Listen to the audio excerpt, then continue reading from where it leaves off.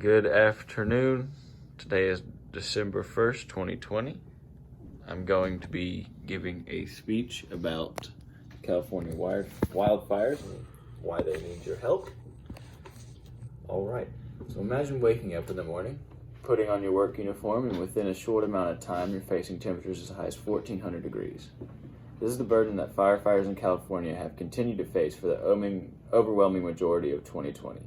These pressures put a strain on many families, individuals, and the state's economic system. What if I were to tell you that you can ease the burden off of many of these individuals? Today I will be speaking about why you and others should help with the aid to these catastrophic events. If averaged in 2020, over 12,000 acres have been burned each day since January 1st. This amounts to over 4 million burned acres within the state just this year, and with another month in 2020 still to come, it is likely tens to hundreds of thousands of acres more will burn before the year is over. With these historic blazes, California's resources are dwindling. They do not have enough firefighters, and federal aid must be begged for. This information comes from multiple credible articles and sources, including the California government website and the website of an organization named the California Fire Foundation. I hope to show you today why you should give to this cause and how spreading awareness about the fires can truly change individuals' lives. Funds are needed to help supply firefighters, the families of deceased firefighters, and individuals affected by the wildfires with immediate support. I was first led to this topic while looking at the news updates this month, so I accessed the California government website while searching for updated statistics about the fires and was taken aback by learning the following. In 2020 alone, wildfires have burned more than 4,200,000 acres of California in over 9,000 separate incidents, caused over 30 direct fatalities and many more uncounted deaths due to smoke, which is the spread of particulate matter and ozone, along with destroying approximately 10,500 structures, and that number keeps growing daily. I furthered my research and found an article on a website called Science Alert by Jocelyn Zablett titled, "This is Why the California Wildfires Are So Dangerous This Year." It mentions that not only have these wildfires affected the states that they take place in, but the smoke has begun to affect the people living hundreds of thousands of miles from these fires. For these reasons, California has issued red flag warnings covering large areas of the northern and central parts of the state. One quote I found from the article read, "The western U.S. and Great Plains are shrouded under a vast area of smoke." I then delved into why and how these fires can spread so far and the effects they may have if precautionary measures aren't taken. I discovered an article from Michael Cotis and Evelyn Nevis titled, "The Fires May Be in California, but the Smoke and its Health Effects Travel Across the Country." It gives a more in-depth look at these issues.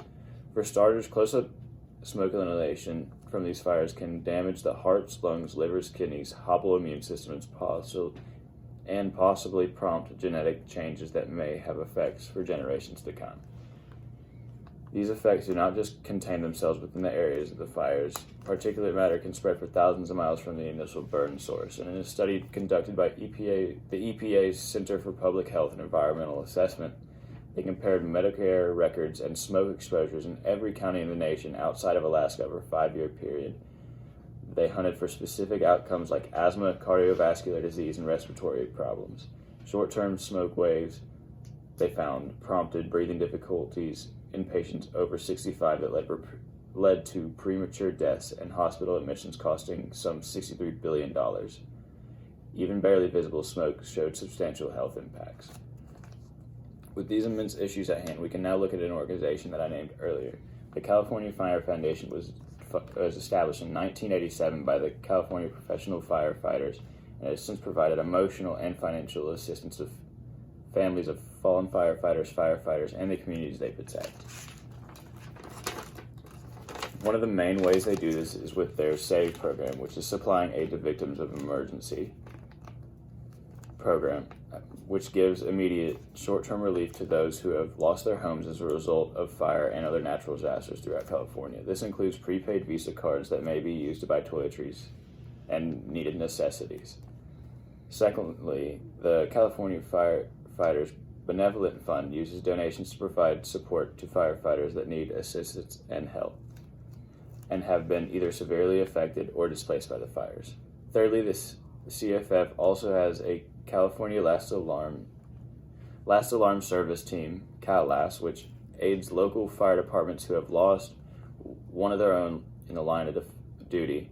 They do this by comforting the family and department of the deceased and help to file DOJ, PSOB, state, and local benefit paperwork. While these programs make up much of the organization, they also have scholarship programs, a band, fire prevention grants, and a memorial for fallen firefighters. Now that you understand the issues associated with these fires and the ways in which the CFF is helping to mitigate some of the adverse effects, we can take a look at why giving can make a difference. These problems are not disappearing soon by any means, and they are the outcomes of global warming on Western environments. We can improve the quality of life of individuals bearing the weight of these continuing disasters. Got off track.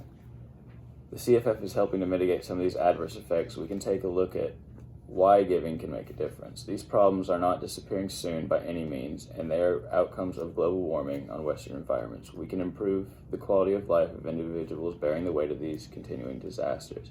The CFF is improving many people's quality of life daily throughout these fires. This is done in an array of ways, which may include buying a child a new toothbrush after theirs got left behind in a home which they were forced to evacuate, helping the wife of a firefighter who lost his life in the line of duty, or assuring that these firefighters have the funding they need in order to combat these huge blazes. So how can you help the CFF achieve their goals, you may ask? There are a couple of ways in which you may help them achieve their goals. The first is giving, and it doesn't take much time. It took me just a couple of minutes to get it done. There's no minimum that you have to give. They're thankful for any donations they get. The second is, if you're unable to do that, you can spread the word. If you have friends, if you have social media, you can post, you can tweet, Snapchat, TikTok, any of those about this, and it can get the word out there so other people that do have the funds to do this can give. Also, you can go serve, which would be getting on the front lines, going and fighting these fires, helping the people yourself, and making a difference in your own right. Lastly, if you're uncomfortable with this organization, or the third option, you can also donate to the Red Cross by texting wildfires to 90999 to make a $10 donation that way. You now know the reasons as to why these firefighters need your help and multiple ways in which you may use your resources to provide them with aid. You can improve the quality of life of many families, firefighters, and others in need with your donation or participation. Please give in any way you can. It could really save somebody's life. Good.